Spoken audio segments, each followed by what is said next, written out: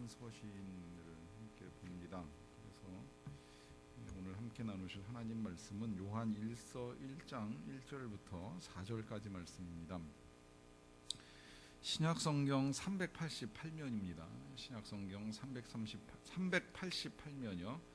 388면 요한 1서 1장 1절부터 4절까지 말씀입니다. 1장 1절부터 4절까지 말씀을 다 같이 한 목소리로 받들어 읽겠습니다. 시작.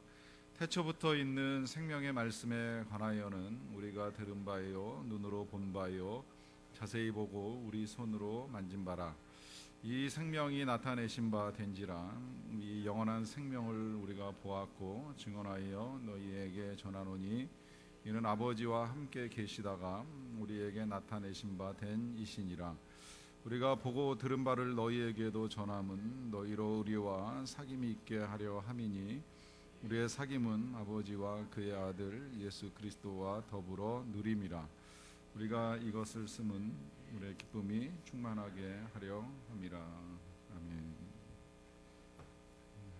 한 10여 년 정도, 조금 더 됐다고 볼 수 있는데 한 10여 년 전부터 우리 사회 삶의 방식이 한 가지 SNS라고 하는 거죠. 처음에 뭐 싸이월드니 그 다음에 블로그니 이제 이런 걸로 시작이 돼서 뭐 밴드를 거쳐가지고 이제 지금 페이스북에 뭐 트위터, 뭐 인스타그램까지 이제 다양한 형태의 SNS가 발달하고 있습니다. 페이스북 이후에 이제 더 이상 안 나올 것 같았는데 이제 계속 하여튼 나오는 거 보면 이제 이 방식을 통한 뭐 소통은 계속 될 거라고 하는 생각이 들어요. 필요한 이유는 이것을 통해서 사람들이 교제를 합니다. 방법 이게 진짜 교제냐 아니냐에 대한 논란은 좀 있지만 어쨌든 사람과 사람 사이에 소통과 관계의 기능으로서 굉장히 중요한 역할을 한다고 볼 수 있는데, 그 말은 다시 말하면 이런 형태로든 어떤 형태로든 우리가 누구나 다 교제를 필요로 하는 존재로 지음을 받았다는 겁니다. 이건 제가 본능이라고도 표현을 하고요. 이걸 조금 성경적으로 이야기하면 하나님의 창조 원리라고 할 수 있겠는데, 어쨌든 하나님이 사람을 만드실 때에는 소통하는 존재로, 관계를 맺고 살아가는 존재로 만드셨다는 거예요. 문제는 이제 이 방식이 정말 소통과 관계에 있어서, 교제에 있어서 최선인가, 이것을 통해서 우리가 갖고 있는 이 소통에 대한 본능이 정말 잘 해결될 수 있느냐 없느냐의 문제는 이제 또 다른 문제가 될 수도 있겠는데, 분명한 건 이런 일들을 통해서 교제와 관계를 통해서 우리가 기쁨을 얻고 또 궁극적으로는 이 기쁨이 행복으로까지 나아가도록 하나님이 만드셨다는 거예요. 그런데 이제 문제는 이게 잘 사용되면 이제 굉장히 좋은 기능을 발휘하는 건 틀림이 없는데, 때로는 이것이 제 기능을 발휘하지 못하면 역기능이 나타납니다. 그래서 가끔 그런 이야기를 실제로 이제 듣잖아요. 이 SNS는 발달하는데, 그야말로 사회적 네트워크는 발달되는데 인간의 고독은 더 깊어가고 있다. 인간의 소외, 인간의 외로움은 더 깊어간다. 이제 이런 이야기들을 많이 합니다. 여러 가지 이유가 있겠다고 생각을 하는데, 이 처음에 인간 사이에 들어왔던 그 관계와 그다음에 그 관계가 깨어지는 과정을 우리가 잘 생각해 보면 답을 쉽게 찾아갈 수도 있을 것 같아요. 원래 처음에 그 만들어진 사람은 하나님과의 관계 속에서 굉장히 행복한 삶을 영위했습니다. 죄짓기 전의 이야기예요. 죄짓기 전에 처음 지음 받고서 하나님과 굉장히 소통이 잘 되는 그 관계 속에서 필요한 거 하나님이 다 아시고 채워주시고 또 준비해 놓으시고, 또 하나님이 준비한 걸 그저 그냥 받아서 누리고 먹고 행복하게 살면 됐어요. 그게 에덴 동산이에요. 하나님과의 좋은 관계 속에서 충분하게 누릴 수 있는 세상이 에덴이었습니다. 그런데 이제 죄가 들어오면서 하나님과의 관계가 깨지고, 그것만 깨진 것이 아니라 사람 사이의 관계도 깨지잖아요. 그래서 평화로웠던 부부 사이에 서로 이제 죄의 전가, 책임전가, 원망이 생겨나고, 또 그 다음 세대로 이어가면 뭐 형이 동생을 죽이는 일, 그 그 다음에는 이제 형제들 사이에 이간하고 싸우고 이제 하는 이제 여러 가지 이제 악한 일들이 관계 속에서 일어나게 됩니다. 근본은 한 가지예요. 하나님을 떠나서 겪게 되는 일들이라고 하는 거죠. 그러면 뭐 답도 쉬운 거예요. 진짜 하나님과의 관계만 잘 회복시켜 갈 수만 있으면 그 외의 모든 관계도 얼마든지 회복이 가능하다라고 보는 것입니다. 그런 면에서는 이 요한 서신이 아주 큰 도움이 될 것이라고 하는 생각이 들어요. 우리가 잘 볼 수만 있다면, 요한 서신에서 전해주는 메시지를 우리가 잘 들을 수 있다면 정말 좋겠다는 생각이 들어요. 저는 요한 서신은 이제 좀 깊이 있게 들여다본 적은 솔직히 많지 않았었는데, 이제 이번에 이 강의 준비하면서 다시 들여다보니까 진짜 사도 요한이 정말 대단한 사람이다라고 하는 생각을 또 한 번 했습니다. 이 사도 요한은 잘 아시겠지만 예수님의 12제자 중에 한 명이었었고요. 12제자 중에 제일 나이가 어렸던 제자였고요. 그래서 베드로는 수제자라고 하면 이 요한은 애제자라고 하는 이제 별명을 가지고 예수님의 사랑받는 제자라고 하는 이 별명을 가지고 있고요. 그 다음에 11명의 제자가 다 순교를 한 걸로 알려지는데 유일하게 순교는 안 했어요. 순교 안 한 이유는 예수님의 어머니였던 마리아를 모시고 있었기 때문에 하나님의 특별한 보호하심이 있었다고도 볼 수 있을 것이고, 순교를 안 했다고 해서 고생을 안 한 건 아니고 고생 굉장히 많이 했고, 또 그 고생하는 과정 중에 이제 마지막에 인생을 마무리하면서 기가 막힌 그 글을 이제 5편을 우리에게 남겨줬는데, 이제 그것이 우리가 잘 알고 있는 요한복음이고, 또 이제부터 보게 되는 요한 서신 1서, 2서, 3서 세 가지이고, 마지막에 이제 요한 계시록을 남겨줍니다. 다 정말 굉장히 중요한 책이에요. 계시록은 말 그대로 성경의 마지막 계시이고, 장차 오실 예수 그리스도와 또 우리가 가게 될 하나님의 나라에 대한 아주 상세한 설명이기 때문에 더할 나위 없이 중요해요.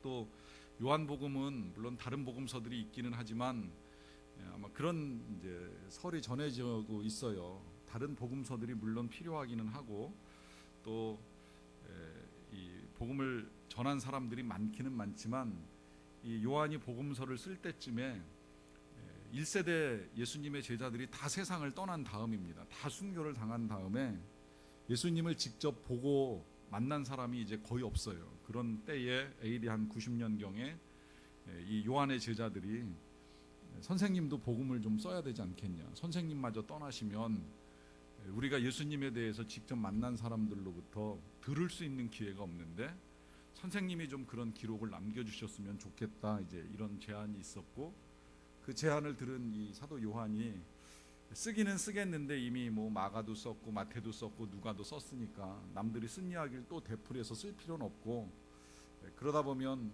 그들이 미처 이제 못 봤던 것들, 자기 자신은 예수님과 늘 함께 있으면서 보고 들었던 것이 워낙 많으니까 그 3명의 기자들이 쓴 것들 중에 놓치거나 혹은 중요한 것들 몇 가지만 이제 추려가지고 복음서를 다시 써요. 그래서 요한복음은 예수님의 생애 전체가 담겨 있는 것이 아니라 예수님의 기적 중에도 추려가지고 딱 7가지, 그리고 이제 예수님의 마지막 설교 한 3장 정도, 그리고 마지막 제자들을 위해서 축복하는 기도 1장, 뭐 이렇게 하고 나서 이제 그 다음에 십자가와 부활 사건으로 이제 마무리를 하는 식으로 복음서를 썼어요. 이 요한복음을 통해서 나머지 복음서가 풀지 못하는 문제들도 많이 풀어낼 수 있고, 또 나머지 복음서가 보여주지 않는 예수님을 우리가 볼 수 있는 은혜가 있습니다. 이제 그런 면에서 되게 중요한데, 이제 그 다음에 나머지가 이제 이 서신서 3가지입니다. 이 서신서를 대략 주후 한 95년에서 96년경에 쓴 걸로 알려집니다. 에베소 감옥에 있을 때 쓴 것으로 여겨지는데, 이것도 굉장히 중요해요. 왜 중요하냐면 그 목적 자체를 보시면 아시겠지만 당시 교회를 미혹하던 이단 사상을 경계하고 하나님의 참 사랑을 일깨워주고 그 사랑을 실천하는 삶을 살기 위해서 쓰여졌기 때문이에요. 3가지의 목적을 가지고 있습니다. 그냥 참고로 아셔도 괜찮을 것 같아요. 첫째는 당시 유행하고 있던 이단 사상이라고 그랬는데, 이 당시에 가장 대표적인 이단 사상 중에 여러 개가 나오기 시작을 했는데 제일 많은 혼돈을 일으켰던 건 영지주의입니다. 그노스틱스라고 하는 이제 용어를 사용을 하는데, 영지주의라고 하는 건 말 그대로 영만 중요하다,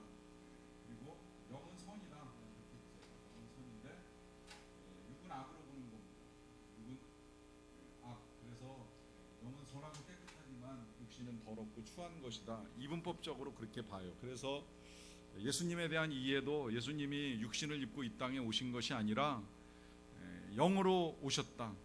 그리고 육신을 입은 것처럼 보였을 뿐이다. 이제 이걸 가현설이라고도 이야기합니다. 가짜로 드러났다. 이제 이렇게 말하는 거죠. 그래서 예수님은 육신을 입고 계시지 않았다라고 하면서 오직 우리에게 있어서 영만 중요하다. 영이 중요하기 때문에 우리에게 필요한 건 육신의 모든 일들을 다 내어버리고 이 영적인 발전을 위해서 지식만 추구하면 된다. 이제 이렇게 주장하는 이단입니다. 이게 나중에 이제 발전해가지고 오늘날 또 하나의 형태로 신비주의를 가고 있는 거죠. 보이지 않는 특별한 현상들에만 이제 관심을 가지는 거예요. 여러분, 우리가 교회를 다니고 신앙생활하면서 물론 영도 있고 육도 있지만 육을 악하게 볼 필요는 없어요. 육신 자체가 하나님이 우리를 빚어주신 우리의 몸이기 때문에 이 자체도 굉장히 귀한 거예요. 우리가 육을 가지고 있다는 게 귀한 겁니다. 다만 이제 육신 안에 죄성이 들어오면서 이게 이제 더러운 욕망이나 욕정으로 우리가 이제 살아가다 보니까 이걸 우리가 이제 이겨야 되는 것 때문에 싸움을 싸우는 것이지 육 자체가 악하다고 볼 필요가 없어요. 우리가 육신을 통해서 공급받는 영양과 에너지로 생각도 하고 또 영적인 삶도 살아가는 것이기 때문에 육을 악하거나 천한 것으로 볼 필요가 없습니다. 우리가 죄로부터 벗어날 수만 있다면 우리의 영혼도 귀하고 육신도 귀해요. 그래서 우리의 부활이라고 하는 게 영혼의 부활만으로 끝나는 것이 아니라 몸도 부활해요. 우리가 그렇게 고백하잖아요. 몸의 부활이다 이런 고백을 하잖아요. 전인적인 부활이라는 거예요. 영혼만이 살아나는 것이 절대 아니라고 하는 것입니다. 그것 때문에 예수님이 오실 때에 육신을 입고 오신 거예요. 예수님이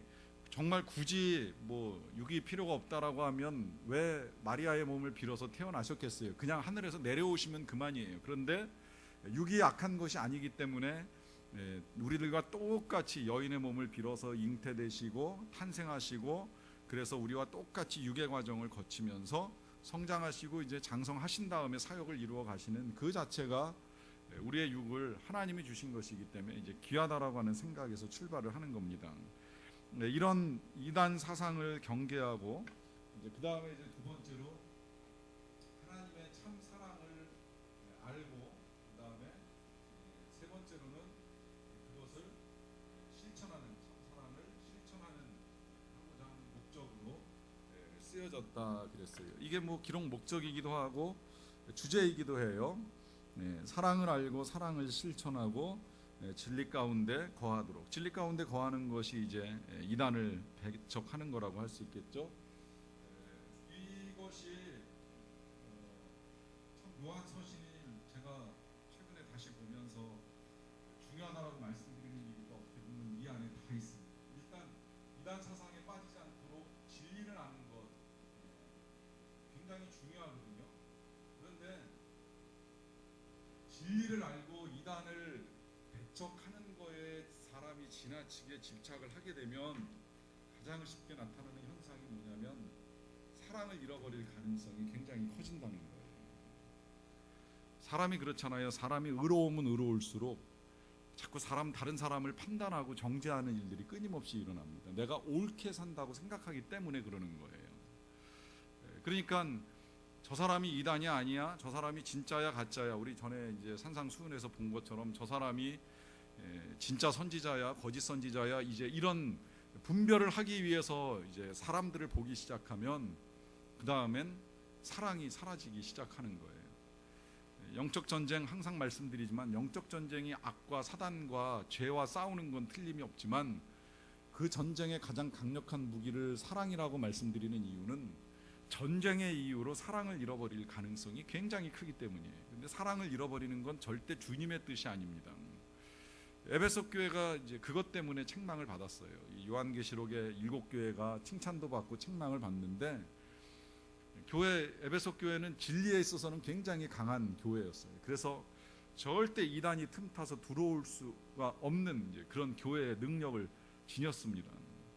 그런데 너무 그 진리에 대한 주장이 강하다 보니까 교회가 사랑을 잃어버린 거예요. 그래서 그것 때문에 예수님에게 책망을 받는 일이 일어나요.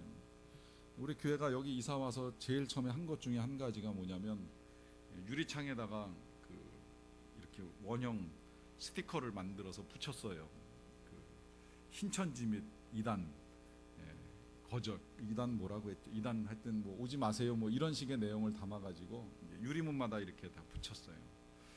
붙이고 난 첫 주일 지났을 때 한 분 집사님이 찾아오셨어요. 찾아오셔가지고 저한테 물어보시더라고요. 그거 떼면 안 되냐고. 그래서 왜 그러냐 했더니 물론 그런 사람들로부터 그 교회를 지키고 교회를 보호해야 되는 건 맞는데 그들도 와가지고 교회에서 때로는 음료 한 잔 마시면서 진리와 복음을 들을 기회가 있어야 되지 않느냐라고 하는 이야기를 해주신 거예요. 제가 그분의 말씀을 수용하고 그러면 뭐 지금 당장 집사님 내려가서 떼세요 이제 말씀드리고 떼게 했는데 그렇게 이해했던 이유 중에 또 한 가지 뭐냐면 그분의 가족 중에 이제 이단에 빠져 있었던 가족이 있어요.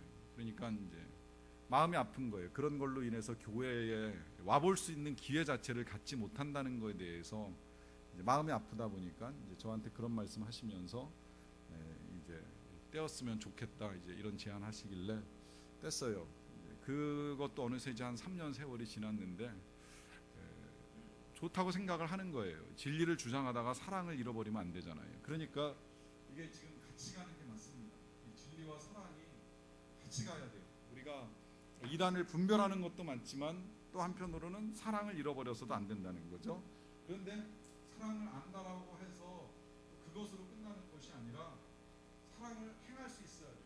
이것이 진짜 사랑을 아는 사람의 모습입니다. 사랑을 아는 사람은 사랑을 실천하는 사람이에요.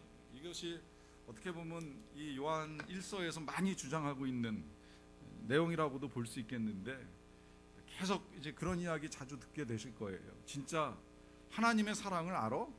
그러면 너도 사랑해야지. 이런 메시지를 자주 해주시는 거예요.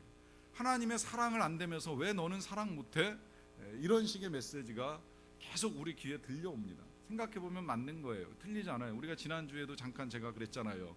우리가 빚진 자라고 하는 사실만 알아도 이렇게는 살지 않을 것이다. 이 빚졌다라고 하는 건 하나님의 사랑을 받았다라고 하는 것인데 그 사랑받았다라고 하는 사실을 정말 알게 되면 다른 사람의 100데나리온도 안 되는 빚을 가지고 갚네 안 갚네 그러고 따지고 싸울 일이 하나도 없다라고 하는 거죠. 그런 면에서 사랑의 실천은 사랑을 이해하는 것이기 때문에 지금 이게 지금 다 묶여 있어요. 그러다 보니까 제가 이 요한 1서의 주제 말씀을 3장 16절로 정했는데 사도 요한은 그 3장 16절을 항상 중요하게 여기는 것 같아요. 요한복음 3장 16절 혹시 뭔지 아시죠? 뭐예요? 하나님이 세상을 사랑하사 독생자를 주셨으니 이는 저를 믿는 자마다 멸망치 않고 영생을 얻게 하려 하심이라. 대부분 다 외우고 있는 복음 중에 복음, 다 몰라도 이건 꼭 외우라고 말씀을 드렸는데 그거 외우시고 계신 분들은 이제 오늘 숙제로 다음 주에 제가 검사는 안 하겠지만 이 요한일서 3장 16절도 외우세요. 이거 요한복음 3장 16절만큼 중요합니다. 같이 한번 한 목소리로 읽겠습니다. 시작. 그가 우리를 위하여 목숨을 버리셨으니 이로써 우리가 사랑을 알고 우리도 형제들을 위하여 목숨을 버리는 것이 마땅하니라 그래요. 자, 여기에 이미 그 진리가 나옵니다. 진리는 뭐예요? 결국 가장 중요한 진리, 우리가 꼭 알아야 될 진리는 다른 것이 아니라 그가 우리를 위하여 뭘 하셨다? 목숨을 버리셨다. 이게 진리예요. 이 사실만 우리가 분명하게 알아도 좋아요. 자, 우리를 위하여 목숨을 버리셨다. 왜 버리셨대?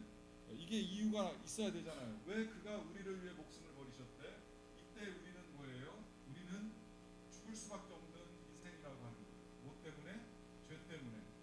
하나님과 멀어졌기 때문에 죽을 수밖에 없는 인생들이라고 하는 겁니다. 이런 우리를 위해서 목숨을 버리셨다. 왜 목숨을 버리셨냐? 우리에게 생명을 주시기 위해서, 우리의 죄의 문제를 해결해 주시기 위해서, 용서해 주시기 위해서 목숨을 버리셨다. 이 사실을 아는 것이 진리입니다. 그래서 그가 우리를 위하여 목숨을 버리셨으니 이로써 우리가 사랑을 아는 거죠. 이 사랑은 어떤 사랑이에요? 이 사랑은 우리 위하여 목숨을 버리신 사랑을 이야기하는 거예요. 그리고 그 사랑을 안다면 그러면 이제 우리는 어떻게 해야 되냐? 우리도 형제들을 위하여 목숨을 버려야 된다. 결국 사랑의 실천은 뭐예요? 형제를 위하여 목숨을 버리는 겁니다. 이때 형제는 뭐 우리 친인척만을 이야기하는 것이 아니라는 걸 다 알 거예요. 그런데 이제 어떻게 보면 뭐 이건 나중에 다시 다루겠지만 우리가 진짜 형제들을 위하여 목숨을 버릴 수 있을까? 이게 정말 쉬운 일은 분명히 아니거든요. 또 그렇게 난 그럼 누군가를 위하여 목숨을 버릴 거야라고 뛰쳐나가서 내 목숨 던진다고 해서 해결될 문제도 아니잖아요. 이제 그렇게 보면 이 일 자체가 뭐 현실적으로 목숨을 버릴 수는 없겠지만 그러나 분명한 건 이제 그런 자세로 살아가야 된다는 거예요. 주님이 나를 위하여 목숨 버리셨다면 나도 필요하다면 누군가를 위하여 내 몸을 내어놓을 수 있는 거 아니겠는가? 이런 자세로 살아가는 것이 마땅하다라고 지금 성경이 우리에게 가르쳐주고 있는 것입니다. 그렇게 이제 이 주제 말씀을 읽고 나서 보니까 조금 어떻게 보면 이제 마음이 무거워지셨는지는 모르겠어요. 그러면 어떻게 형제를 위하여 목숨을 버릴 것인가라고 하는 이제 고민이 있을 수도 있는데 그런 고민을 하라고 요한서신이 쓰여진 건 절대 아닙니다. 요한서신 쭉 읽어 나가다 보면 종종 이제 그런 표현 나와요. 이것을 너희에게 쓴 것은 우리가 이것을 너희에게 쓰는 것은 이제 이런 표현이 나오면서 요한서신을 쓰는 목적이 나오게 되는데 오늘 단락 속에서도 이제 그 목적 하나가 나옵니다. 그 목적이 1장 4절에 이렇게 기록되어 있어요. 우리가 이것을 쓰면 우리의 기쁨이 충만하게 하려 함이라라고 하면서 또 하나의 기록 목적은 기쁨을 충만하게 하기 위하여 쓰셨다라고 하는데 그러면 이 기쁨이 충만하게 되는 것은 어떻게 이루어지는가라고 했을 때 그걸 요한 1서의 구조를 가지고도 한 번 더 설명을 드릴게요. 참고로 요한 1서는 1장부터 2장까지는 생명이신 하나님과의 교제에 대해서 이야기합니다. 사귐에 대해서, 교제에 대해서. 그리고 3장부터 4장까지는 사랑이신 하나님과의 교제에 대해서 이야기합니다. 마지막 5장에서는 빛이신 하나님과의 교제에 대해서 이야기합니다. 그래서 전체적으로는 참되신 하나님 내지는 뭐 참되신 예수 그리스도와의 교제를 말하는 책이다 이렇게도 분류를 합니다. 분명한 건 이러한 일들 생명이신 사랑이신 빛이신 참되신 하나님과의 교제 사귐을 통해서 결국 우리에게 원하는 건 기쁨 충만이라고 하는 충만. 이것이 요한 서신이 우리에게 쓰여진 목적이고 우리가 읽어야 되는 필요라고도 말씀을 드릴 수가 있습니다. 그래서 이제 오늘 1절부터 4절까지 말씀을 좀 보면서 어떻게 이 기쁨이 우리에게 전달되고 누릴 수 있는지를 한번 살펴보겠습니다. 먼저 요한일서 1장 1절입니다.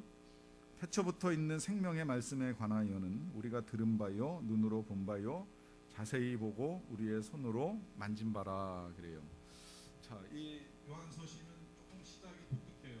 다른 편지와는 다르게 원래 고대 사회 이 헬라 문화권에서의 편지는 항상 발신자의 이름부터 나오고 그 다음에 이제 수신자, 뭐 하나님의 부르심을 받아 예수 그리스도의 종된 나 바울은 이러고 이제 시작해서 수신자 고린도에 있는 성도들에게 편지하노니 이제 이러면서 보통 편지가 쓰여지는데 요한은 서술 방식이 진짜 독특해요. 요한 복음도 그렇고 그 다음에 요한 서신도 그렇고 나중에 이제 요한 계시록을 봐도 그렇고 시작이 뜬금없이 항상 태초부터 시작을 해요. 이 요한복음 처음에 딱 열면 태초에 말씀이 계시니라 하면서 시작이 되고요.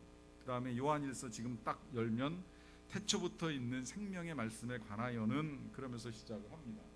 여기서 이 생명의 말씀이 누군지 아시죠? 여기서 말하는 생명의 말씀은 예수님을 말하는 겁니다. 근데 이 예수님을 이야기할 때 요한이 빼놓지 않는 표현들 우리가 좀 눈여겨볼 필요가 있는데 그 첫째가 항상 태초예요.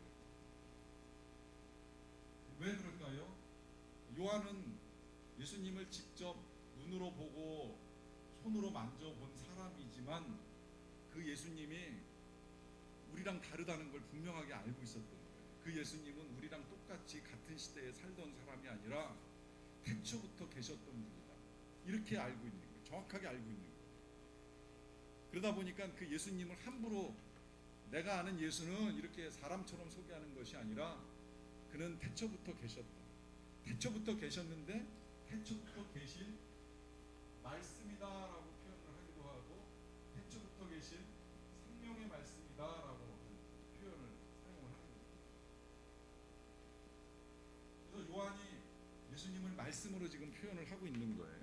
그래서 요한복음 읽어 나갈 때 전 어렸을 때 처음에 요한복음 읽으면서 그 부분 되게 어려웠어요. 도대체 이게 뭔 소린가 했어요. 태초에 말씀이 계시니라 이 말씀이 하나님과 함께 계셨으니 이 말씀은 곧 하나님이시니라.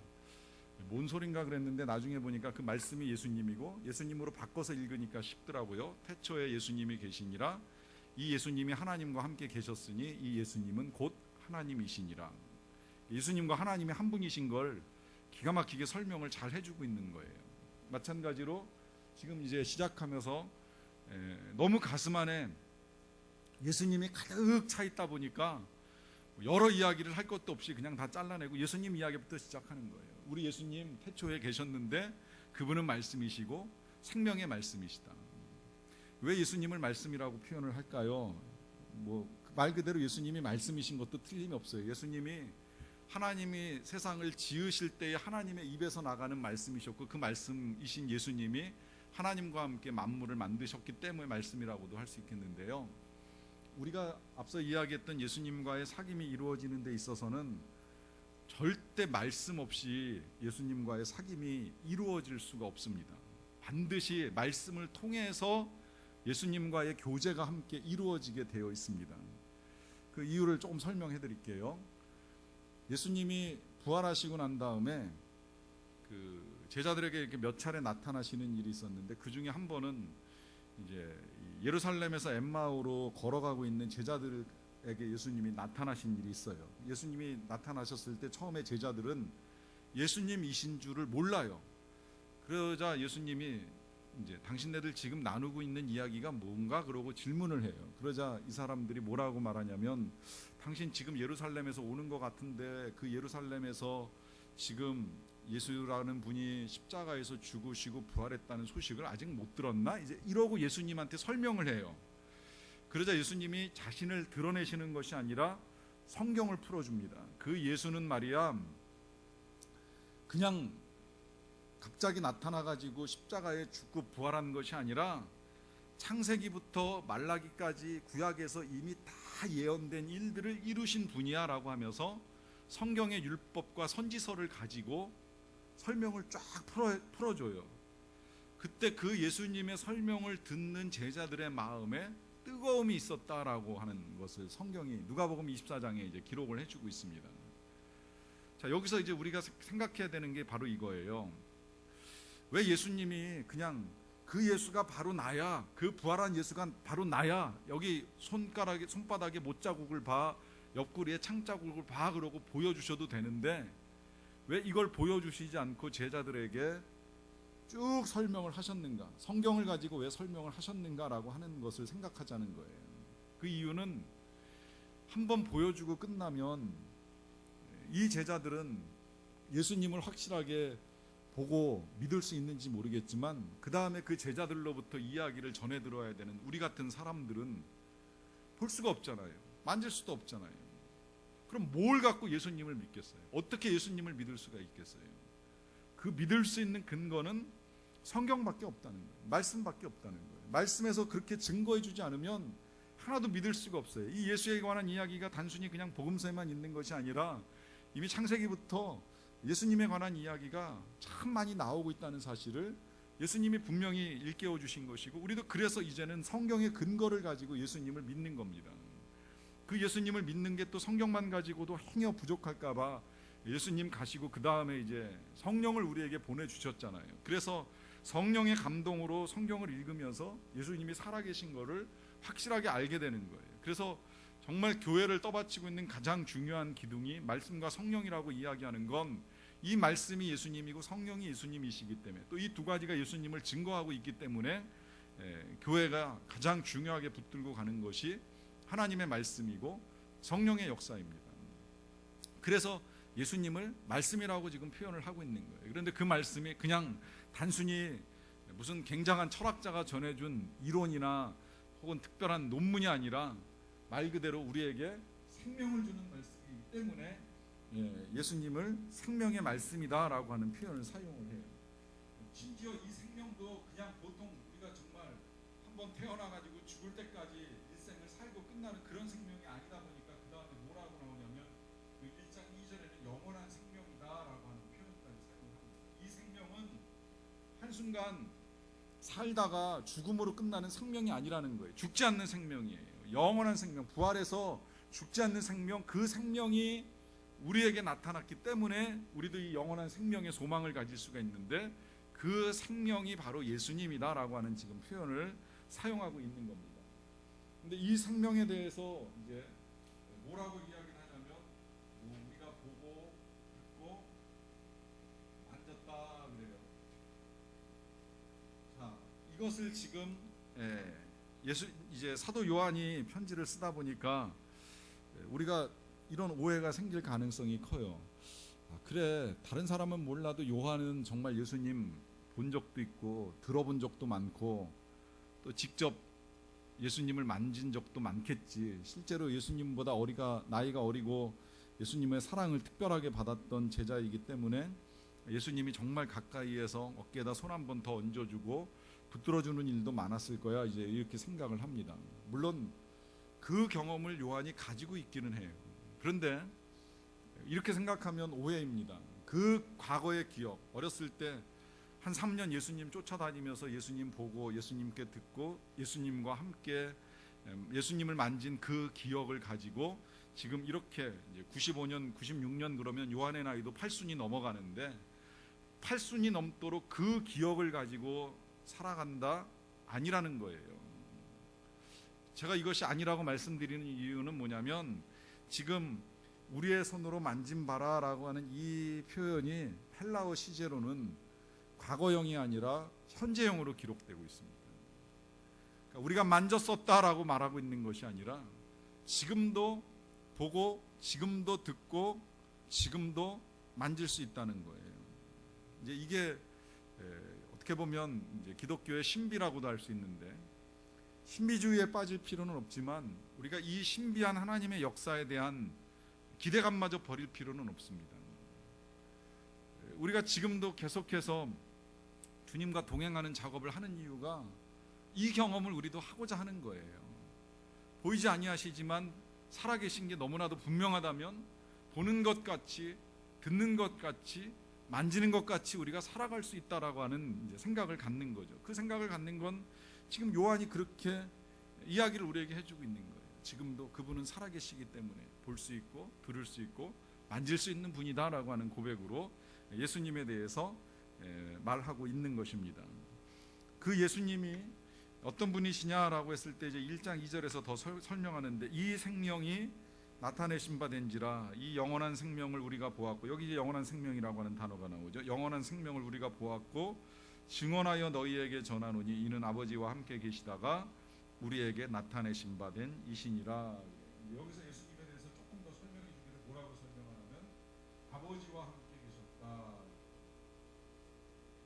이제는 사도 요한의 입술에서도 이 아버지라고 하는 단어가 되게 자연스럽게 나옵니다. 과거에는 하나님이라고밖에 표현 못했던 하나님을 아버지와 함께라고 하는 표현으로 하나님과의 친밀감을 분명히 드러내고 있고요. 그 다음에 이제 또 하나 주목해야 될 표현 중에 한 가지가 뭐냐면 나타내심이라고 하는 나타내심이라고 하는 것이 중요한 건 뭐냐면 원래 이 나타냄의 의미가 그렇잖아요. 만약에 태어나셨다라고 하면 이제 없던 것이 잉태되고 출생한 것을 우리가 볼 수 있겠지만 나타내심이라고 하는 이 말의 의미는 본래 존재하던 것이 존재가 드러난 것이죠. 존재하던 것이 보이기 시작하는 거예요. 그래서 이것이 이제 태초에하고 연결이 됩니다. 원래 존재하셨어요.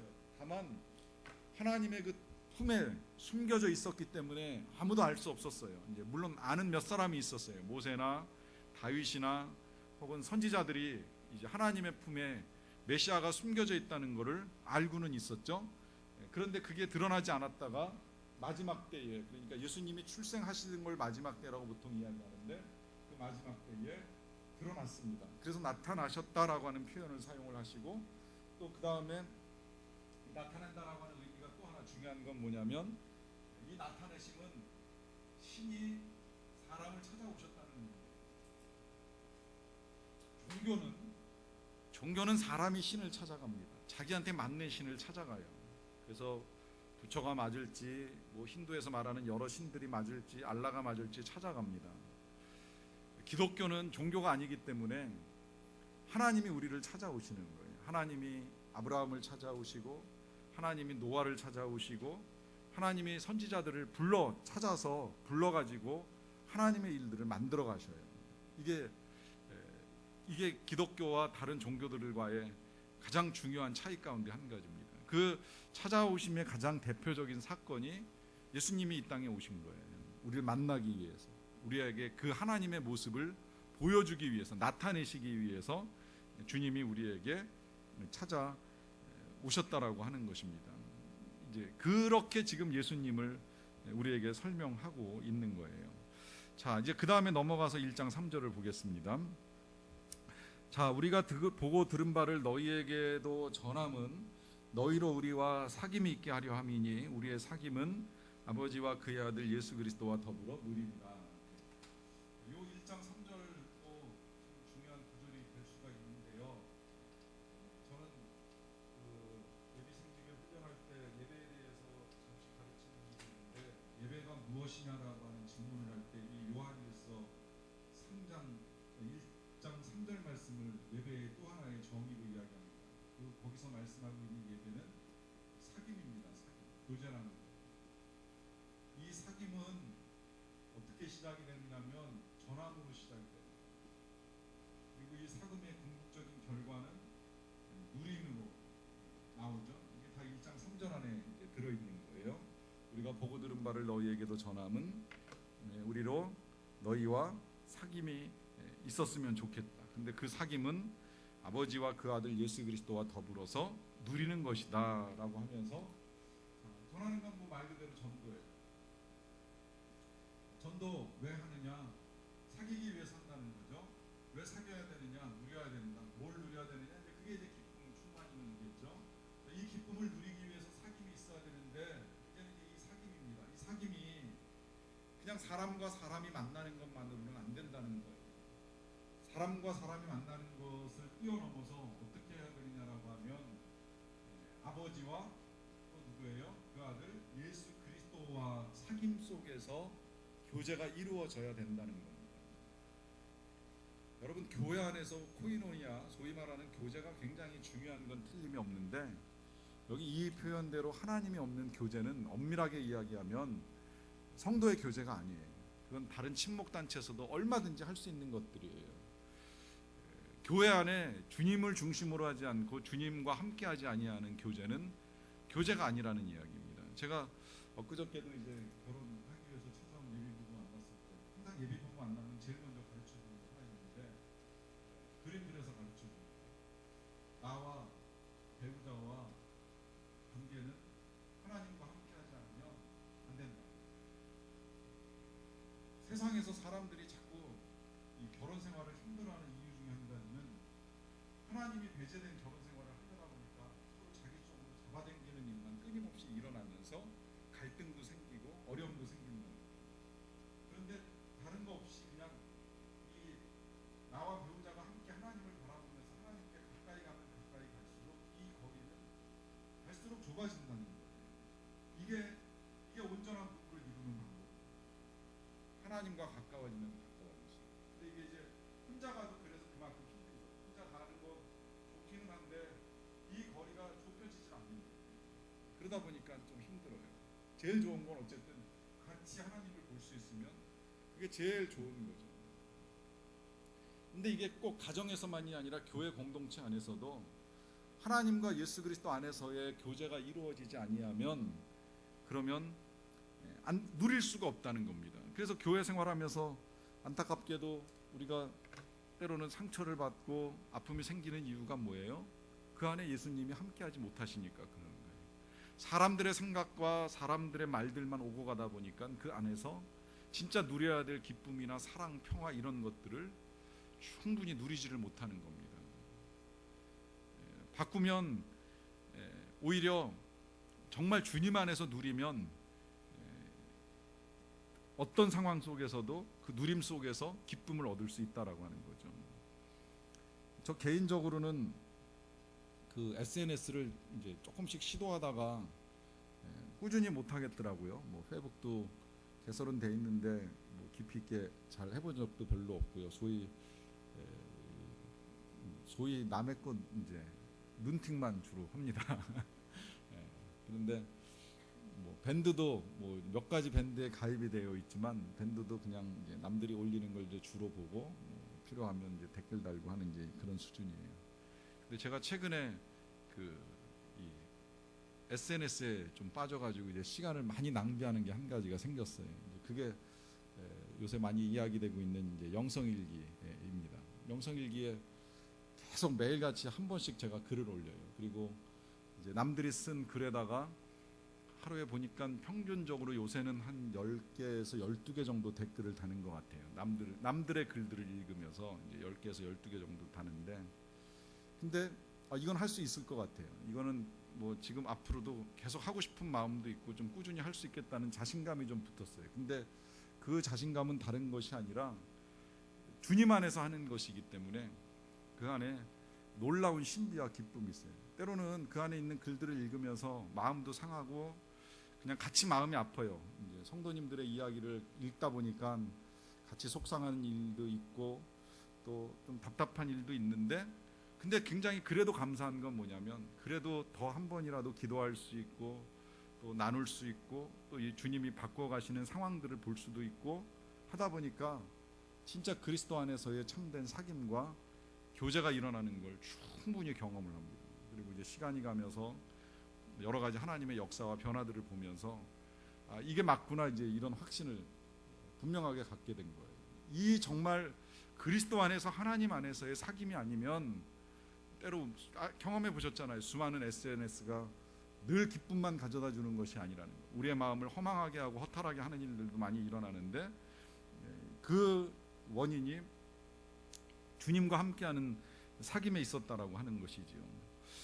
여러분, 이 사귐이 제대로 된 사귐이 되려고 그러면 몇 가지 요소들을 필요로 합니다. 일단 첫째는 마음이 일치해야 돼요.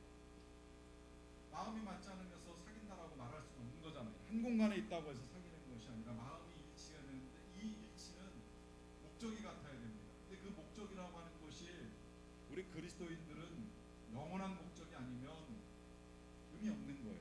왜? 우리가 영혼을 바라보고 살아가는 사람이잖아요. 그 영원한 목적이라고 하는 건 하나님의 영광이고 하나님의 계획이고 하나님의 사랑이 있어야지만 진짜 이 목적 안에서 우리가 일치를 이루어갈 수 있다는 것. 그 다음에 또 하나 사귐이 이루어지려고 하면 대화가 필요해요. 그래서 힘들지만 해보시라고 자꾸 말씀드리는 이유가 뭐냐면 주님하고도 대화를 해보셔야 된다. 이 주님과 대화를 쉽게 하도록 제가 주일날은 하나님을 아빠라고도 좀 한번 불러보시라 하는 말씀을 드렸고, 예수님이 나랑 함께 하신다는 사실을 믿고 예수님에게 말도 걸어보고 뭐라고 말씀하시는지 마음으로 한번 들어도 보시라고 자꾸 이야기하는 이유가 뭐냐면 대화해야 진짜 사귐이 이루어지는 것이기 때문이에요. 주님이 살아계신데 대화를 못할까요? 주님이 살아계시는데 입 다물고 계실까요? 아니라는 거예요. 들을 수 있다는 거예요. 그래서 대화해보시라는 거예요. 그 대화가 어려우면 이거라도 하셔야 돼요. 이 사귐의 가운데 나타나는 또 하나의 현상은 뭐냐면 그리움이고 사모함입니다. 보고 싶어하는 거예요. 여러분 연인을 아시잖아요. 당장 만나서 데이트를 하루 종일 하고 헤어지고 돌아와서도 집에 오자마자 또 통화하잖아요. 또 전화하면서 잘 들어갔니 어쨌니 이러면서 또 시간을 보내잖아요. 그리워지는 거예요. 이게 또 하루 이틀 가면 못 견디고 또 만나고 싶어하는 거예요. 이 그리움이나 사모함이 왜 예수님을 향해서 일어나면 안 되는 거예요? 당연히 일어나야 되는 거예요. 예수님 오늘도 보고 싶고 오늘도 주님과 함께 좀 살았으면 좋겠어요. 주님과 데이트하면서 이 하루를 살아갔으면 좋겠어요 라고 하면서 주님과 함께 거하고자 하는 마음이 우리 안에 충만하게 될 때 그때 그리스도 안에서 우리 안에 기쁨이 충만하게 되는 것입니다. 이 기쁨을 위해서 요한 서신이 우리에게 기록이 되었다고 할 수 있는데 앞으로 계속 이 서신서를 저와 여러분들이 함께 읽어나가면서 정말 주님과 깊이 사귀시고 그 사귐 가운데 충만한 기쁨을 누리시기를 간절히 축원합니다.